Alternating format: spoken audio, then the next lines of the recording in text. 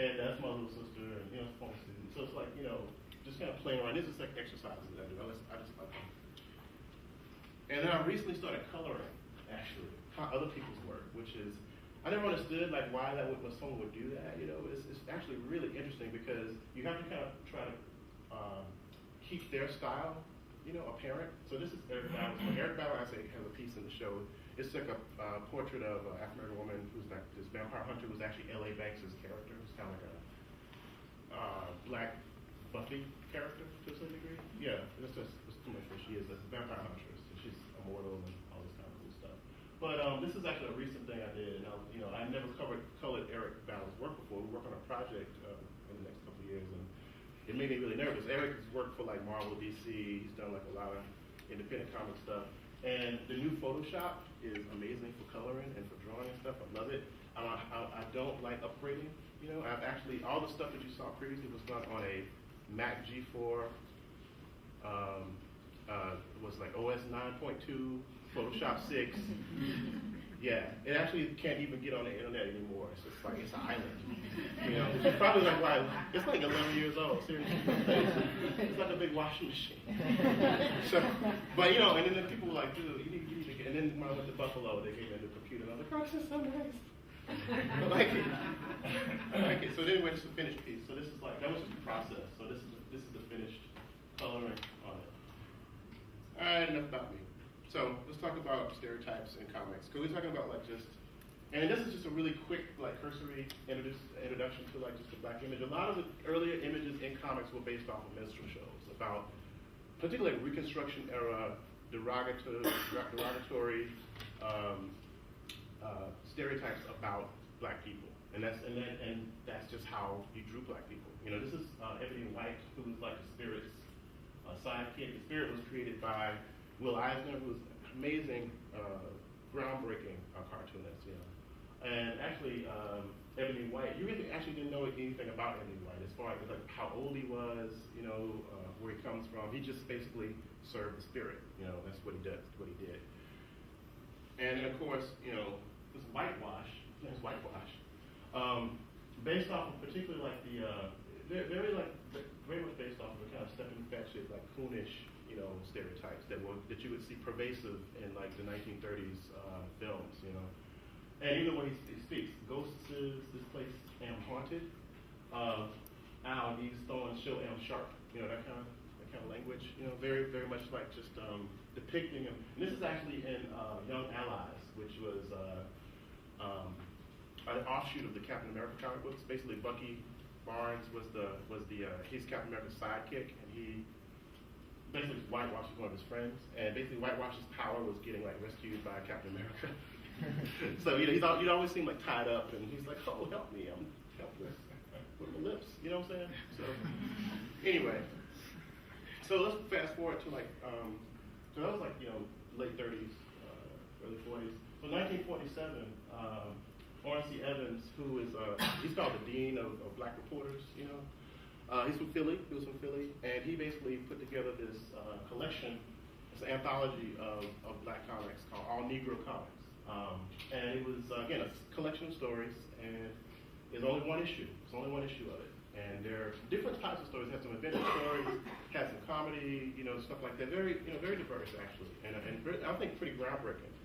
The reason why there's only one issue is that once people discovered what he was doing, white distributors, white people who sold paper, paper sales, basically he couldn't get materials anymore to produce the book anymore. So it basically like just kind of shut it down, But it was an amazing, project. And actually, because now of laws around copyright, it's now in the public domain, and so now Dynamite, which is a independent comics publisher, is actually gotten the rights to actually kind of bring some of these stories up to date now and actually redistribute them and stuff. That's what, actually, you know what, don't tell anybody, oh, it's going to be on YouTube. Sorry. I was supposed to say that. Brandon's going to get on. Anyway, don't even worry about it. Okay, so we had stuff like Ace Harlem, he was a detective, like a hard-boiled detective that lived in Harlem, and he worked in Harlem. It's called the Doodillies, and it was kind of like a funny little fantasy, strip. And different artists, black artists from the area. I don't remember all of the artists, so I feel bad about that. Lion Man, which was kind of a jungle adventure that kind of they did.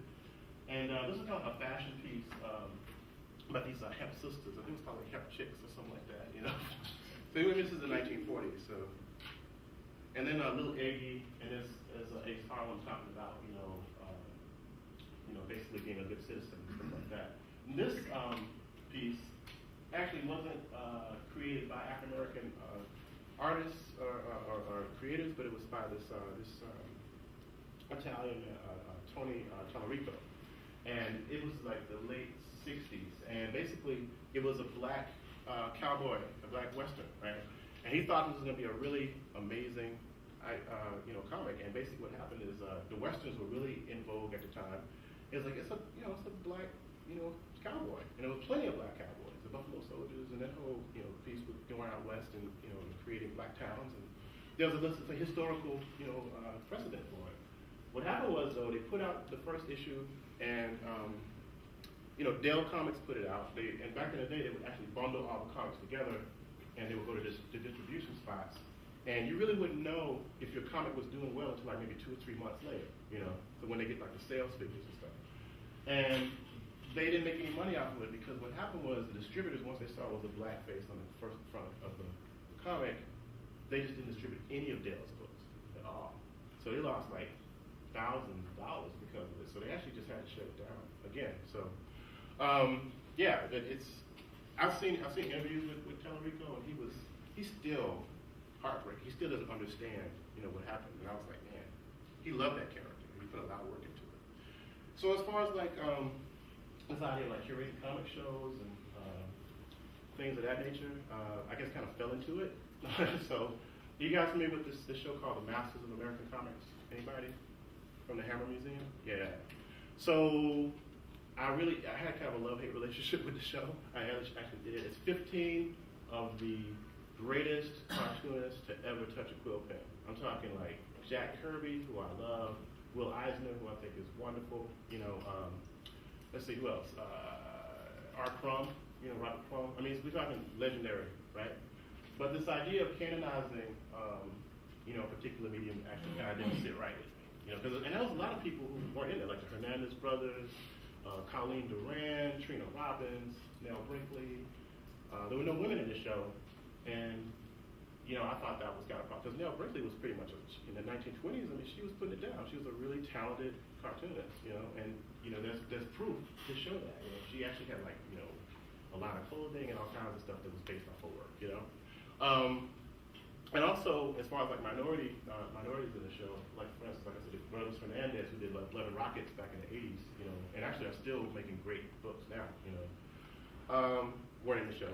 And even groundbreaking researchers like Scott McCloud, people like Gil Kane, who I think is one of the best draftsmen in comics, period, So I don't know, I was wondering what the criteria was. So I was looking at particular types of comics and done by particular people, And of course there was George Harriman, who did Crazy Cat in the late 20s, right? But he was actually passing for white, so he was Creole, so he was actually, it turns out later on that he's actually like a person of color who was pretending to be white, so he could fit into society and, do his thing. So that came out later, but so as far as like diversity in a very diverse field, I thought that it actually wasn't really, dealing with those issues properly. So that's just one thing. Also, it was a particular kind of comic as well from a particular era. I saw the show, I want to say it was in Milwaukee. I think that's where I saw it. A lot of pieces were about the hand, the artist's hand, making things. And that's to me, a very traditional way of looking at, curation as far as like you're making the drawing the object, because the object is an index for the artist's hand, that kind of idea. And so they also put frames around everything, So it's almost like they were trying to edify comics to deserve to be in a space, And so we're dealing with these issues around high and low art, which we're still dealing with, that kind of thing. And to me, anything that actually segregates people, I don't like it. I don't like it. I want equity for real, And so I don't care who you are, class, race, sex. It doesn't care. If you're being discriminated against, then we should do something about that because this is America still, right?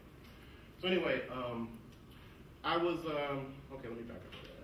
So it looked like a mausoleum for comics, actually, And I was like, when you're collecting comics.